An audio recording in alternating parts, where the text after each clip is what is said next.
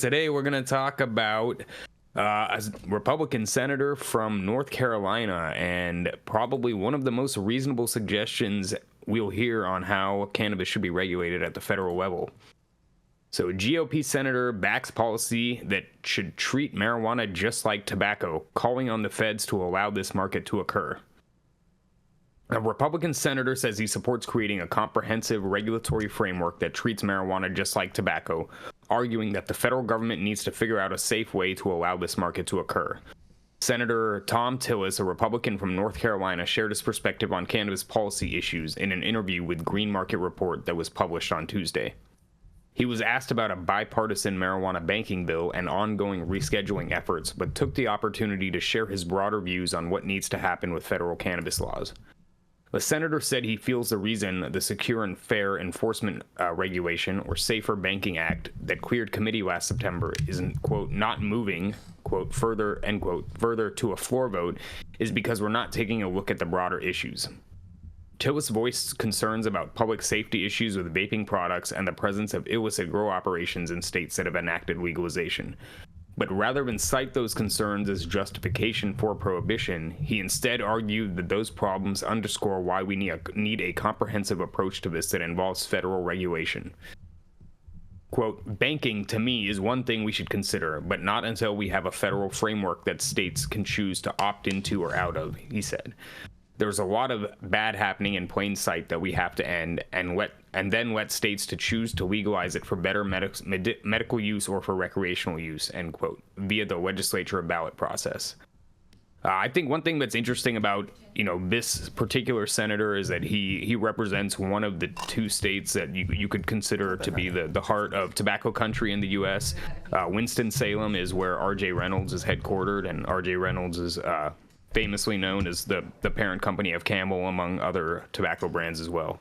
So it's safe to say the senator is probably pretty familiar with tobacco regulation in his state. When asked about whether he supports the Biden administration's proposal to move marijuana from Schedule 1 to Schedule 3 under the Controlled Substances Act, Tillis said he backs, quote, a comprehensive regulatory framework that treats marijuana just like tobacco, end quote. The regulatory framework should ensure that crops are tested, illicit operators are stamped out, and agencies like the Food and Drug Administration are involved in ensuring that products are safe for consumption, he said. We've got to get this under control. We have a majority of states that either have recreational or medical marijuana. We have to understand that this is a market that is going to exist and is going to persist. So the federal government needs to figure out a safe way to allow this market to occur. The comments are notable in part because it doesn't appear that Tillis has previously advocated for such federal regulatory framework for cannabis. But it's not as if he's been entirely silent on the issue. In April, the senator joined Senator Ted Budd, the other senator from North Carolina, also a Republican, in asking federal, state, and local officials what steps they were taking to enforce marijuana prohibition as an Indian tribe prepared to launch recreational cannabis sales on its lands within North Carolina. Meanwhile, back in 2017, Tillis also teamed up with bipartisan colleagues on a bill that was meant to ease researchers' access to marijuana for studies on its medical benefits and require the National Institute on Drug Abuse, or NIDA, to develop recommendations for good manufacturing practices for growing and producing cannabis for research. You can read a little bit more on the website about the other senators that were a part of that interview with Green Market Report and a few other facts about Senator Tillis, but I think probably this is one of the most reasonable things I've ever heard from a senator in terms of how we should approach regulation at a federal level. And it's, credit where credit's due. He is a Republican from North Carolina, so hopefully more of his colleagues on both sides of the aisle can listen to him and adopt his view on this. It was Sohum with High at 9 News. Let's kick it back to the team and see what everyone else has to say on this. I am so glad that you covered this, Sohum. I'm glad that I didn't cover it. I'm glad like I said, credit where credit is due. I'm excited to see some growth of you, on you, bro. I'm really excited about this. I feel like we should have a big old. Millie, can you find the elephant sound on the soundboard? No. There we go. There we go. Yes. Follow that with the donkey, and we got all. No, we're not following the donkey. Oh, jeez. Oh my God. Is that because that was a jackass comment? Hey, Jason, That's cute. you remember back in like 2016, 2017, like everybody was saying the same thing, like treat marijuana like tobacco, just like tobacco. That was like the go-to line for everybody trying to push legalization out here. Everybody still says legalize it and treat it like alcohol and tobacco. Like, I mean, because it makes sense. I think it makes more sense to treat it more like tobacco than it does with alcohol. I mean, it's literally just the age gate, right?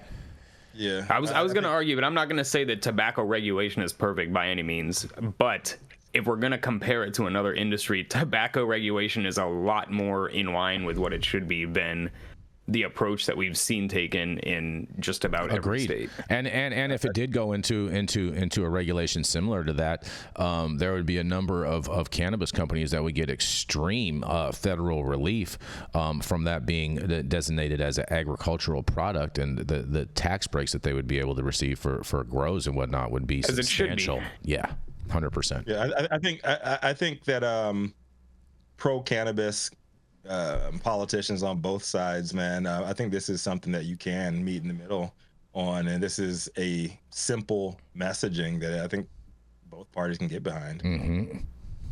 It might be one of the few things that can break the political deadlock that we have for the most part, and that we've had for quite a long time in terms of pushing really meaningful legislation forward. And this article highlights 2 Republican senators. Am I correct?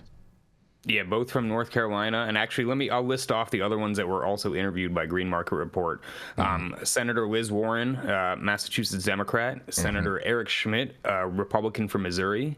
Senator Jeff Merkley, an Oregon Democrat. And Senator Dick Durbin, an Illinois Democrat. So, this article was covered by Kyle Yeager at Marijuana Moment, but I'm sure you can find a link to the full interview with Green Market Report if you feel inclined to check that out. Strange bedfellows indeed. I just love that we have some positive news about Republican senators, because ever since we lost Cory Gardner, we have been searching for true, real leadership for cannabis overall within the Republican side of the Senate. So Nancy Mace, man. She's not a senator. Mace. She's a member of Congress. She's not a senator. Hero. I love her. Okay. Yeah. And I mean, McConnell is not going to seek re-election, so that's a win, I think.